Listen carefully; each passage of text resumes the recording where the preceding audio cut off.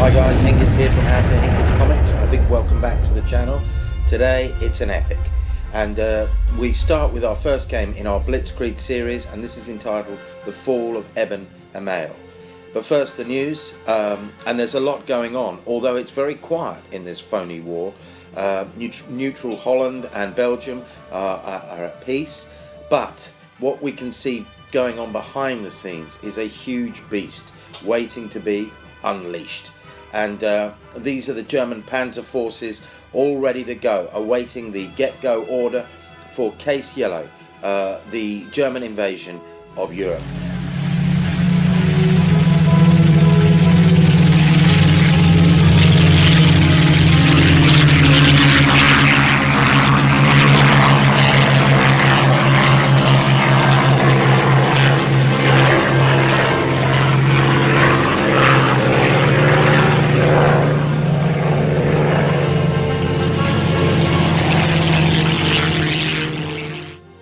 As this map indicates, critical to this is the Allies' misinterpretation that the Germans will be striking on a variant followed by the Schlieffen Plan of World War I. However, the Germans have a different plan, and crucial to this is the fortress of Eben-Emael, which basically dominates the Albert Canal with its gunnery positions, able to fire at places like Maastricht, and there are also other support forts in and around this area.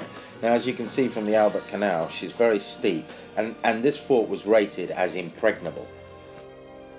Of course, no one had possibly considered an airborne attack, and that's precisely what the Germans want to do, because their thrust and emphasis is basically to lure with not their strongest forces, the Allies, into Belgium, and then strike with what was called the sickle cut, basically from the Ardennes towards the sea. This is probably better visualised with this map. So Army Group B up in the north are basically the feint, but they've still got to get through and lure the Allies forward, whilst the main strike will be with Army Group A in the Ardennes. So let's now look and get into the forces that are here today. Well, the Belgian forces today are basically artillerymen who are defending their fort. As this picture shows, they were pretty confident to feel pretty safe up there on that precipice, but again, even though surrounded by all the artillery pieces, and basically she's a fort which is basically an artillery fort with artillerymen within it, so they're not real infantrymen per se. Here's a picture of the Maastricht battery, and also obviously we've got the underground as well with lots of reinforced steel doors. The Belgians have been rated reluctant conscript for this action. Well, the German forces today are glider air landing infantry, or Luftlandsturm, storm groups, and this is Storm Group Granite, and they'll all be arriving in their DFS gliders. They've got basically 3 full platoons, about 80 to 100 men we've put down, most of them with a lot of single-man teams that will be operating, and they'll be landing per glider rather than as a troop, and so it's quite a long game with over 16 turns, and they're effectively, as you can see from these photographs, very crammed into these gliders. So it'll be about 2 bases and a command or single man team leading them.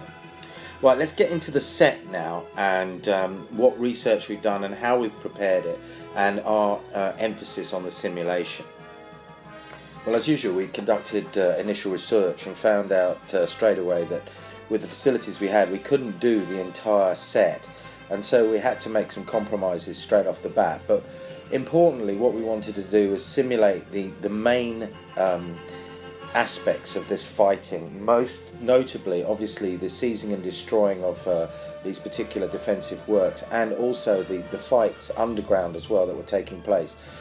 Some of these cupolas and things will not be able to be breached, and this was the first time the Germans ever used shape charges, and went to great lengths actually to conceal what they'd done, so that these shape charge concepts didn't actually fall into the Allies' hands.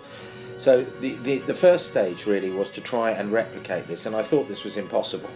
But Rude Boy Craig turned up with some insulation board, and we had a go. And that's basically how we built the set, using insulation board. We had to obviously make a number of critical decisions in how we were going to prepare it. But Foamex is wonderful to work with. It carves nicely, and you can do a great deal of it. We spent a lot on spray can, it has to be said, but still managed to achieve it. And as you can see here, we've started to build the tank ditch which went round it. Obviously the outlet canal as a representation as best we could do. Although it was a triangular tapered, we built a sort of hill plateau in. We built the key machine gun bunkers, the Maastricht battery over there, the observation posts, and they can all be seen here, as you said, from these stills. And we've also got the AA emplacement. This is another view, and an entrance port as well, which you can see here going down into the subterranean. Well, the subterranean also posed an enormous I suppose, challenge to us, and if you have a look at it, it's a huge and vast complex network of tunnels and casements, and it's got various shafts, and it looks a bit like a sort of hive work of an ant's nest, as I thought. But as you can see from these casements here, obviously they were very, very strong and well defended, and we had to sort of replicate that issue, the subterranean, and we've started to build a couple of key locational points, as you can see. We use balsa wood and all of that sort of material as well to make these sort of things. So we could do basically the surface and the subsurface, including the steel doors, which would play a key and pivotal role. Here's an access port basically which will take us into the subterranean. We've put in Major Jotran's HQ and obviously other such issues as the mess halls, the corridors themselves. Obviously we've tried to make narrow and wide, limiting firepower and things like that. The mission in itself, what we're going to be using is version 2.5, our version of a mix between version 2 and 3 of Flames of War with our Achtung bolt-on rules, and these are sort of developing in their own right. But critical to this is the battle deck, which contains all the historical details, the weather, and some fortune. But first we need to examine where we are tactically and what our mission parameters are. We've got these 4 storm groups, Granite and Stahl, please note of particular, and we're trying to replicate as a linked game both the bridge attack and the attack on Eben-Emael. So it's important, and this second battle will come up in a battle as the next video in its own right, but it will be referred to, and you can see the detail here for this particular bridge. And as I said, it's a composite of the actions. 2 were actually blown, and there was actually some battles around the others. So let's get into the rules themselves and what are the aims and the objectives. Right, I immediately wanted to put a time limit on this. It's 16 turns, which is 160 minutes. The Germans must knock out all gun emplacements to win the game. If they fail on any of those, then although they historically will have lost, the Belgians, they will gain victory points for the campaign. So that's what they've got to achieve, and each glider will be landing separately and disgorging. Each turn they'll be taking a battle deck card, and they can go up or down depending on access and availability. So that's it in a nutshell, but fire support will also be being granted down onto the bridge, and so there will be intermittent reports within this report of what is going on, but that will come as a separate video. So without further ado, let's get cracking. It's green for go as the Luftlander Sturm basically mount their gliders. Effectively, these are Staffel Granite, and they're basically led by Lieutenant Visick and Sergeant Wenzel. Wenzel is to basically take the mission in, even though there is a Luftwaffe attaché lieutenant there as well. Shock and awe is in operation, and we basically see the Belgians mistake the gliders as British basically reconnaissance aircraft and don't fire. So at the bridge it's quiet as well, and nothing basically untoward appears out of the ordinary. When there's a sort of low hiss as the first glider suddenly thumps onto the top of Eben-Emael, and the troops disgorge straight away, but they've come up short and they're unable to lead an assault, and effectively the 1IC starts shouting at the commander to get moving. It's all about time as the second glider comes in, with the Belgians failing to raise the alarm, and crashes just as the first assault also goes in against the Sud Cupola. That is not going very well at all. Further gliders land on the apex of the hill, and they basically disgorge as well onto the plateau, as I'm going to call it. They start examining what's going on, as Sud this time is assaulted effectively, and there's a huge explosion as the shape charges take off. Then basically the glider troops rush forward. They lose another 4 men basically in defensive fire, but they assault and take the position with ease. Effectively the Belgians are effectively run over.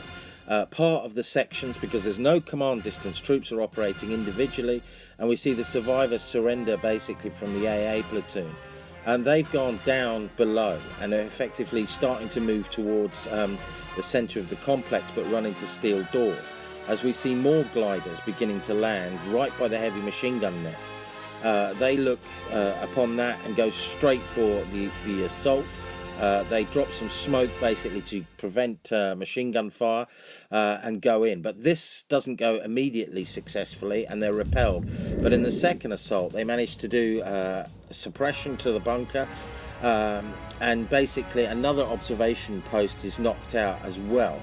So it's beginning to pick up for the Germans, but time is running out as they come towards the 122mm battery. They make an assault on that fails. The shape charges fail to cause any damage, and then a disaster.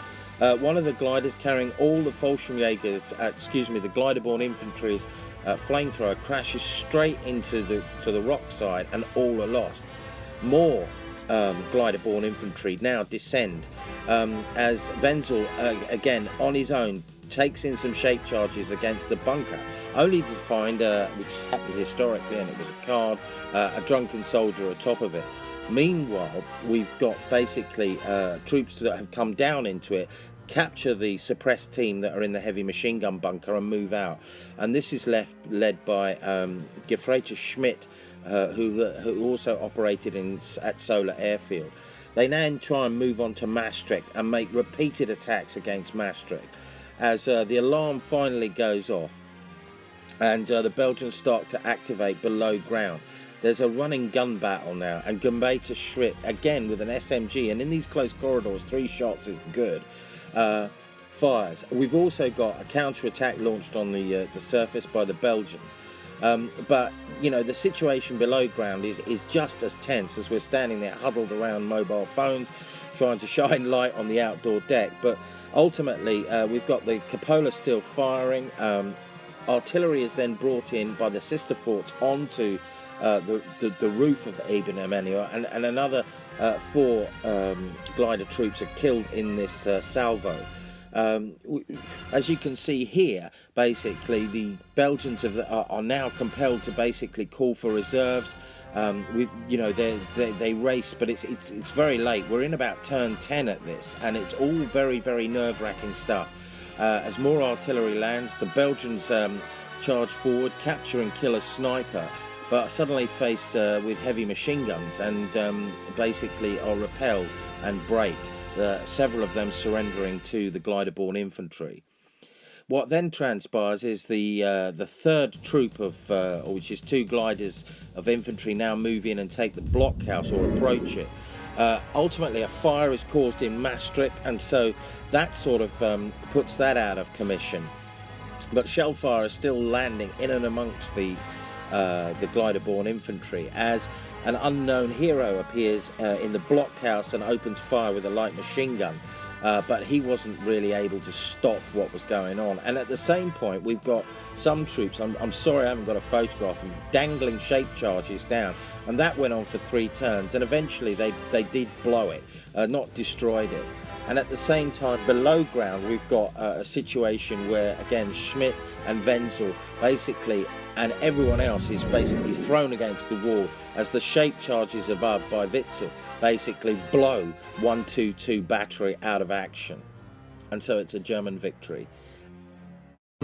Simply put, this was a magnificent game, and so well played by everybody, and the casualties felt about right. We've learnt a massive amount, and more will be coming up on what we've discovered. And we've got basically bridge by bridge coming up. So in the meantime, please continue to share, support and subscribe, and it's bye for now.